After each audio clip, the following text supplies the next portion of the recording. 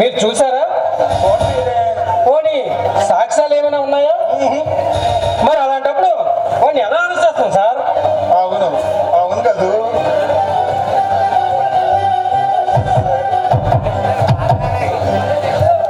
ఒకసారి ఆలోచించవయ్యా.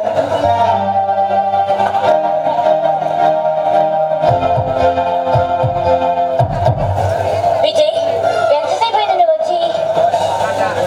ఇప్పుడే వచ్చాడమ్మా. నేను రమ్మని ఫోన్ చేస్తే వచ్చినాడు. అమ్మా స్వప్న, ఇదిగో ఈ విజయ్కి ఏదో రకంగా నచ్చజెప్పి ఆ పుష్పరాజు గారిని, ఆ పుష్పరాజు గారి వల్ల మనకి ఏ హాని లేకుండా చూడమనమ్మా. నేను కూడా ఐజీ గారి దగ్గరికి వెళ్ళి రిపోర్ట్ చేసి వస్తాను. అంతవరకు మీరు మాట్లాడుతున్నారు. స్వప్న, మీ నాన్నగారు ఆవేదన ఏంటో నాకు అర్థం కావట్లేదు. సరేలే విజయ్, అతనిలో చాలా తప్పులు కనిపిస్తున్నాయి. సరే విజయ్, రాక వచ్చా ఉండు, కామెడీ చేస్తాను. మంచి మనసు ఉన్నదానివి ఇలాంటి దుర్మార్గుడికి ఎందుకు పుట్టావు? ఏదేమైనా నేను పెళ్లి చేసుకొని నేను నాదాన్ని చేసుకొని ఈ నరకం నుంచి నేను తప్పిస్తాను Swapna. I love you.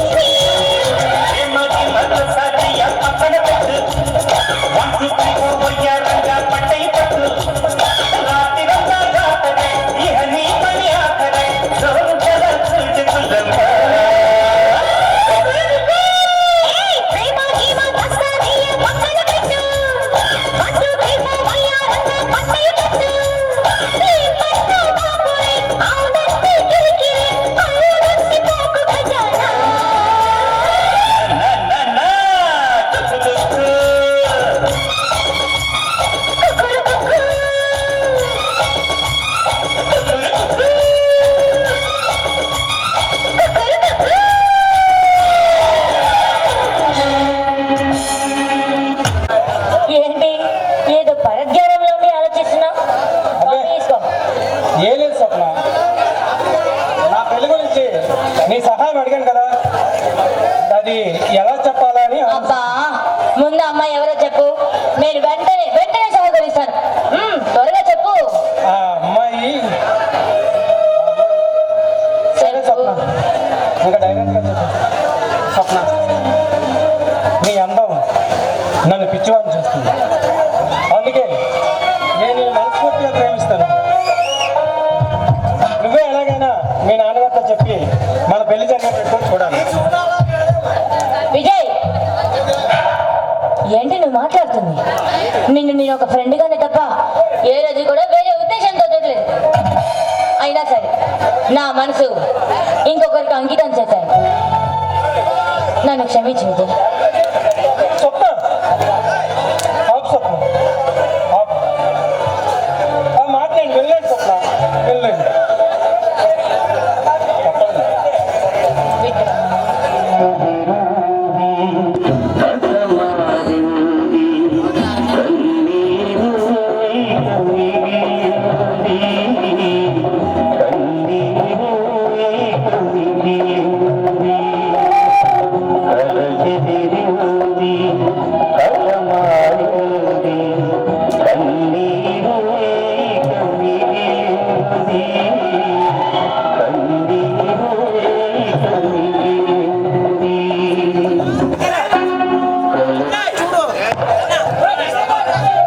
Vijay, నేను నీకు ఈ విషయం ఎప్పుడో చెప్తాను, ఇంటికి వచ్చాను. ఆ రోజు కుదరలేదు, ఇప్పుడు చెప్తాను. నేను ప్రేమిస్తుంది ఎవరినో కాదు, లోహిత్. అంటే అతనే అతనే పుష్పరాజ్. ఎవరిని? ఆ పుష్పరాజు ప్రేమించింది. నిన్ను చేరి కోరి ఆ నర్మద రాజుకి ఇచ్చి పెళ్లి చేయలేదు స్వప్న, చేయలేదు. నువ్వు అనుకున్నట్టు అతను నరక రాక్షసుడు కాదు. ఆ రాక్షస సంహారాన్ని చేసే శ్రీరాములు లాంటి వారని ఈ ప్రజలంతా అనుకుంటున్నారు. లేదు స్వప్న, తప్పు చేశావు, చాలా పెద్ద తప్పు చేశావు.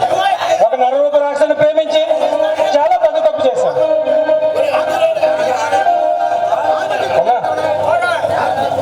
చూడు, నేను తప్పు చేయలేదు, కానీ నువ్వు నాకు ఒక సహాయం చేయాలి. అందుకే అతను నా సర్వస్వం అనుకున్నాను. మంచి మంచలేని నా బావ కన్నా తనే నయం అనుకున్నాను.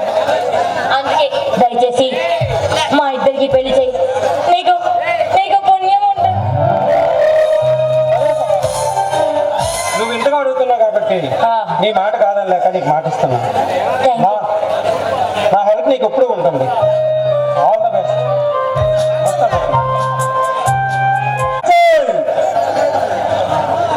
ఎక్కడ ఉన్నావు?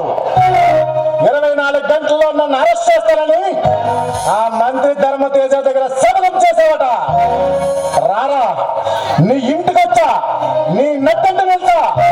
నీకు దమ్ము ధైర్యం ఉంటే నన్ను పరస్సు. దమ్ము ధైర్యం ఎక్కడో లేదురా, అది నా బ్లడ్ లోనే ఉంది. చూడకొస్తున్నా, నిన్ను ఇక్కడే అరెస్ట్ చేయగలను. కానీ నువ్వు చేస్తున్న ఉద్యమాల్లో ఎంతో కొంత మంచి ఉండబట్టి కాబట్టి నిన్ను వదిలేస్తున్నాను.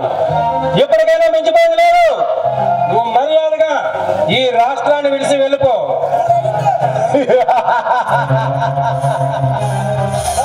వెళ్ళవలసింది నేను కాదు, నీవు.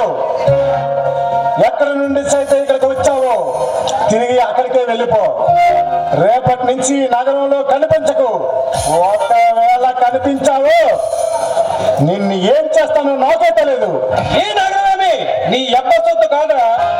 చూడు, మర్యాదగా నేను చెప్పిన మాట విని ఈ నగరాన్ని విడిచి వెళ్ళిపో. లేదు నేను ఎన్కౌంటర్ చేసి పారేస్తాను.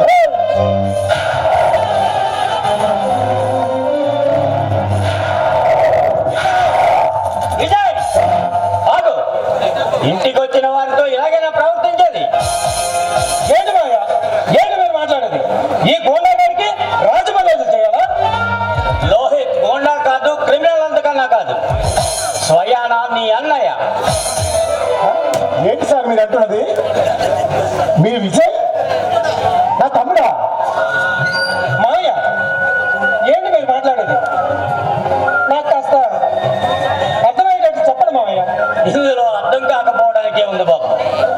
సుమారు 20 సంవత్సరాల క్రితం బొబ్బుల వంశ జమీందారు హరిశ్చంద్ర ప్రసాద్, చంద్రహాసల సంతానమేరా మీ ఇద్దరును. అప్పుడు నేను మీ నాన్నగారి దగ్గర దివాంజీగా పనిచేసేవాడు. మీ అమ్మ నన్ను సొంత అన్నయ్య కంటే ఎక్కువగా చూసుకునేది. పేదల కోసం 500 ఎకరాల భూమిలో ఆసుపత్రి కట్టాలని మీ నాన్నగారు కలలు కనేవారు. కానీ ఆ ధర్మతేజ మీ ఆస్తిని కబ్జా చేసి మీ తల్లిదండ్రులను చంపి పరారయ్యాడు. యావత్ ఆస్తిని అనుభవిస్తున్నాడు. చూడు బాబు, ఇప్పటికీ కూడా మీరు బొబ్బిలి వంశ జమీందారులే. మీరు సామాన్యులు కాదు బాబు, బొబ్బిలి సింహాలు. అయితే ఈ లోహితే మా అన్నయ్యని మీకు ఎప్పుడు తెలిసింది మావయ్య? నువ్వు చెప్పిన తర్వాత నేను లోహిత్ దగ్గరికి వెళ్ళాను.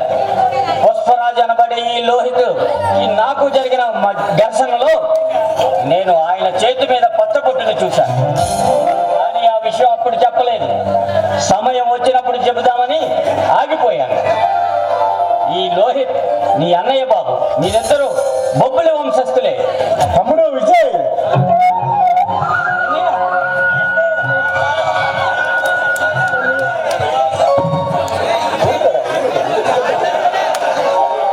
ఇప్పుడే వెళ్ళి ఆ ధర్మతేజని, ఆ భయంకరంగాన్ని జైలుకు పంపిస్తానని. వద్దు తమ్ముడు, వద్దు. ఆవేశం వద్దు. వాళ్ళకు సరైన మొగుణ్ణి నేనే. ముందు నువ్వు వెళ్ళి ఆ నాగేంద్ర సంగతి చూడు. వీళ్ళ సంగతి నేను చూసుకుంటాను.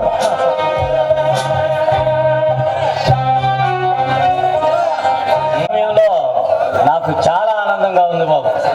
మీరిద్దరూ ఎప్పుడు ఇలా కలిసిమెలిసి ఉండాలనేది మీ అమ్మ నాన్నల ఆశయం కూడా.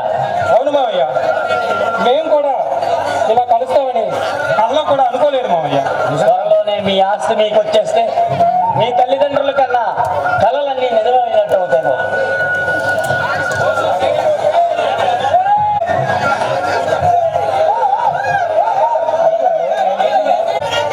నువ్వేంటి ఇక్కడ ఉన్నావు? స్వప్న,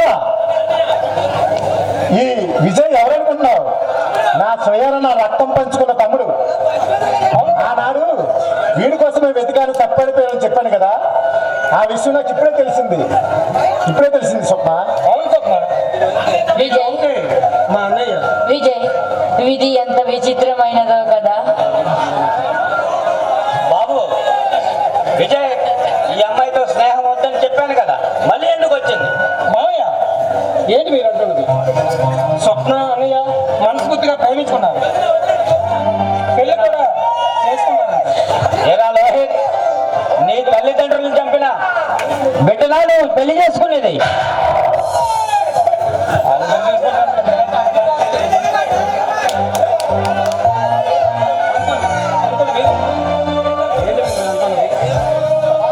అంకుల్, ఏంటి మీరు మాట్లాడుతుంది?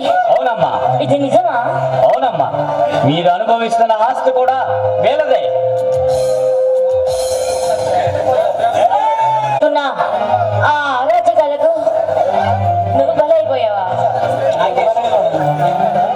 ఛ! అందుకే మీతో శాశ్వతంగా ఉండిపోవడానికి నేను మా వాళ్ళని కాదనుకోడు కూడా ఇక్కడికి వచ్చేసాను. చాలా మంచిదమ్మా. మీరు అందరూ మాట్లాడుతూ ఉండండి, నేను అలా బయటికి వెళ్ళి వస్తాను. అనియ నేను కూడా వీళ్ళ ఫ్యాక్టరీకి వెళ్ళి ఎంక్వైరీ చేస్తాను. అక్కడ ఎవడైనా తోక జాడిస్తే కత్తిరించి మరీ వస్తాను. మీరు